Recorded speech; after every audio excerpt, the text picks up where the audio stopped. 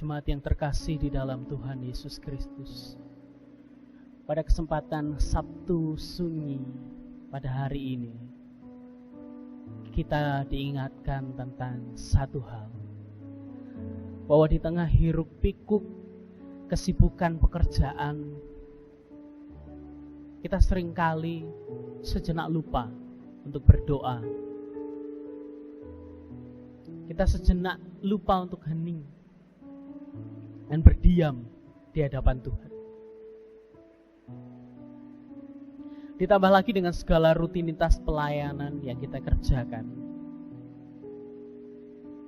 seringkali kita justru lupa dengan makna sesungguhnya dari perayaan-perayaan yang kita lakukan.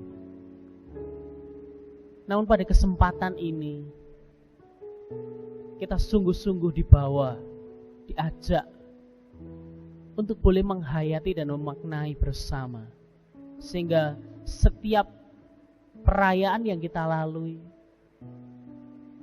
bukan hanya perayaan-perayaan kosong, tetapi di dalam keluarga kita masing-masing, di rumah kita masing-masing, kita sedang ditolong untuk menghayati setiap perayaan itu di dalam pekan Paskah pada tahun ini. Kita ditolong untuk menghayati dan menyadari tentang penderitaan dan kematian Yesus. Kalau tadi di awal jemaat diajak untuk berkontemplasi atau melakukan metode doa imajinatif, perlu kita ketahui bahwa doa imajinatif ini atau kontemplasi ini pada awalnya diperkenalkan oleh Ignatius, salah satu bapak gereja. Dia meyakini bahwa Tuhan bisa berbicara kepada kita melalui pikiran, hati, perasaan yang kita arahkan kepada firman Tuhan. Kita merasakan dan membayangkan bagaimana di dalam situasi itu. Di dalam budaya Ignatian, berdoa dengan imajinasi ini disebut juga dengan kontemplasi. Kita lakukan bersama-sama tadi, yang artinya juga secara aktif melibatkan pikiran dan hati supaya Tuhan berbicara. Nah Bapak Ibu, kalau kita memperhatikan bacaan yang kita baca beberapa kali tadi dan coba kita renungkan dengan metode kontemplasi tadi, mari kita bayangkan kalau kita ada di sana ketika Yesus mati. Kita bisa membayangkan jadi Yusuf Arimatea, kita bisa membayangkan jadi Maria Magdalena, atau membayangkan jadi Maria, atau jadi prajurit, atau siapapun yang ada di lokasi itu pada waktu itu. Melihat kenyataan bahwa Yesus, sang guru, sang nabi, pribadi yang agung, bahkan dipercayai oleh murid-murid sebagai Mesias, kenyataannya mati.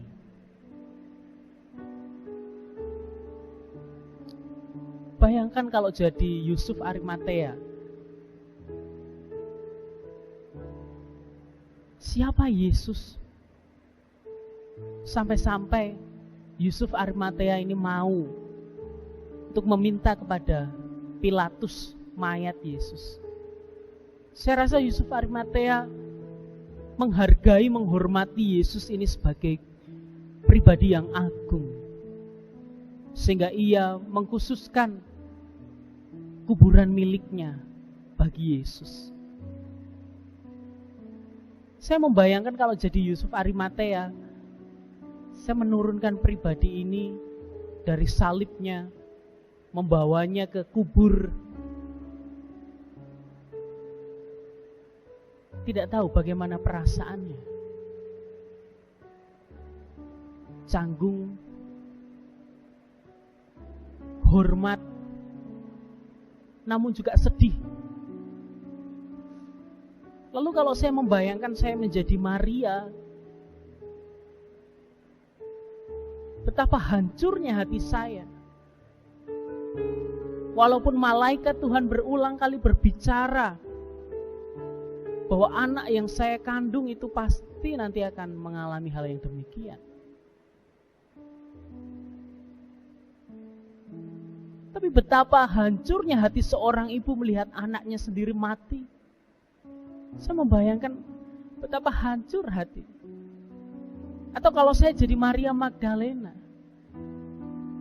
betapa guru yang saya agung-agungkan, betapa guru yang sudah begitu mengasihi saya dan menerima saya di dalam dosa saya, dia mati di hadapan saya. Atau kita bisa saja bayangkan jadi siapapun, jadi Petrus mungkin. Saya sudah menyangkal guru ini. Saya sudah berdosa. Saya mengatakan saya tidak akan lari, tapi kenyataannya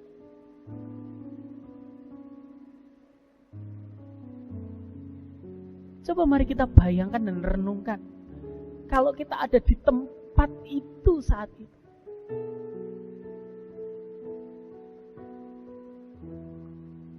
Kalau saja dengan keberadaan diri saya, dengan segala dosa saya, dengan kenyataan hidup saya selama ini, saya ada di situ dan memandang bagaimana Yesus mati, bagaimana Yesus diturunkan dan dimasukkan ke dalam kubur.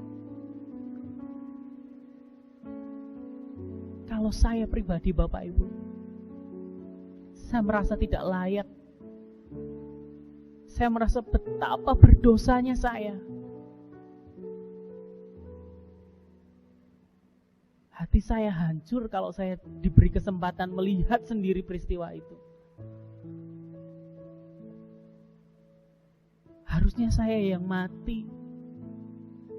Harusnya saya yang menerima hukuman itu. Mari kita mengimajinasikan hal itu. Dan kemudian kita mengoreksi diri kita.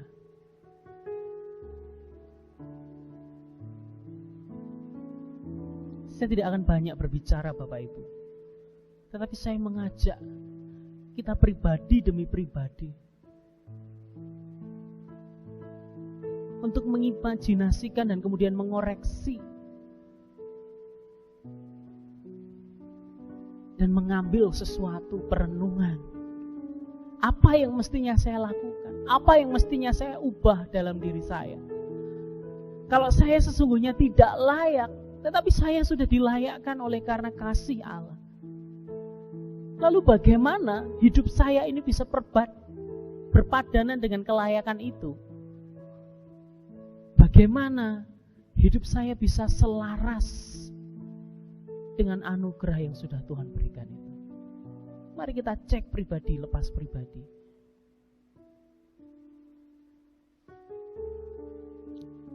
Kalau pada masa Rabu Abu kita menempelkan tulisan-tulisan di salib, kita menuliskan hal-hal apa yang mau kita tinggalkan, yang kita rasa itu tidak layak semestinya ada di dalam hidup kita sebagai anak-anak Allah. Mari kita ingat, selama kurun waktu ini, masa Prapaskah ini, sudahkah itu kita tinggalkan? Atau itu hanya tulisan saja? Kalau demikian, maka mari ambil keputusan sekarang. Mari lakukan, melangkah mulai dari sekarang. Hal-hal yang tidak layak, tidak semestinya ada di dalam diri kita, mari kita lepaskan, mari kita tinggalkan. Apapun itu yang Bapak Ibu tuliskan, baik yang Bapak Ibu tuliskan di salib, maupun yang Bapak Ibu lihat di dalam kehidupan Bapak Ibu sendiri. Mari kita tanyakan kepada diri kita, sudahkah saya layak? Sudah layakkah aku di hadapan Tuhan?